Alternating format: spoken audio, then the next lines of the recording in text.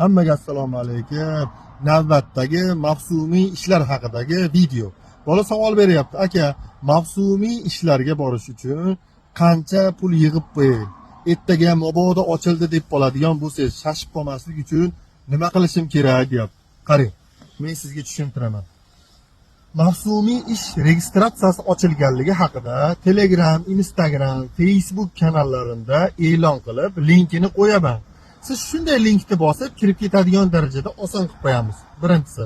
Ikkinchisi, hozir registratsiyadan o'tish uchun, ya'ni ochilganda o'tish uchun sizdan pul kerak emas.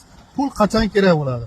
Agar siz birinchi etap registratsiyadan to'g'ri o'tsangiz, ikkinchi etap testga qabul qilinib, testdan ham yaxshi o'tsangiz, uchinchi etap suhbatga qabul qilinib, suhbatdan ham yaxshi o'tganingizdan keyin sizga pul kerak bo'ladi. Hozir sizdan hech qanaqa pul kerak emas. Siz shunchaki hozir rus tilini o'rganib turing. Sabab rus tiliga juda ko'p ishimiz tushadi. Rus tilidan test topshiramiz grammatikasidan. Rus tilida qishloq xo'jaligini qay darajada bilishimizni tushuntirib berishimiz kerak bo'ladi. Rus tilida suhbatlardan o'tishimiz kerak bo'ladi. Shuning uchun siz boshqa narsaga chalg'imang.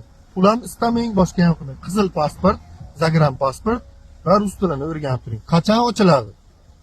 Sentyabr oyida o'tgan yil ochilgan, bu yil ham sentyabr oyida ochiladi deb kutib turibmiz. Yosh nechigacha?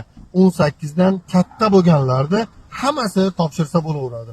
Oilaviy topshirsa bo'ladimi? Ha, 18 dan katta bo'lgan oiladagi hamma topshirsa bo'laveradi. Men o'zim O'zbekistonda emasman, dunyoni boshqa joylarida ishlab yuribman. O'zbekistonga borishim shartmi yo shu ishlab yurgan joyimdan topshirsam bo'laveradimi? Ha, qayda ishlayotgan bo'lsangiz, ashetdan turib topshiraverasiz. Hamma narsadan muvaffaqiyatli o'tsangiz, keyin sizga O'zbekiston migratsiya agentligiga kel degan sizga kun belgilanadi. Shu kuni kelsangiz bo'ldi. Ungacha oila, bola chaqa tirikchiligingizni qilib ishlayvering. Shashilib kelib olishingiz shart emas. Ko'ngilni to'q qilib hozir ishlayvering. Hozir nima qilay bo'lmasa, shunchaki meni videolarimni ko'rib, obuna bo'lib kuzatib boring. Qolgan narsalarni qanday registratsiyadan o'tasiz, qayga nimani yozasiz, qanday qilib yozasiz, hammasi tushuntirilgan mana shunaqa video chiqaraman. Shunday ko'rib turib to'ldirib borasiz. Bo'ldi, boshqa ish nima kerak emas. Telegram, Facebook, TikTok hamma akkauntlarimga a'zo bo'ling. Salomat bo'lasizlar.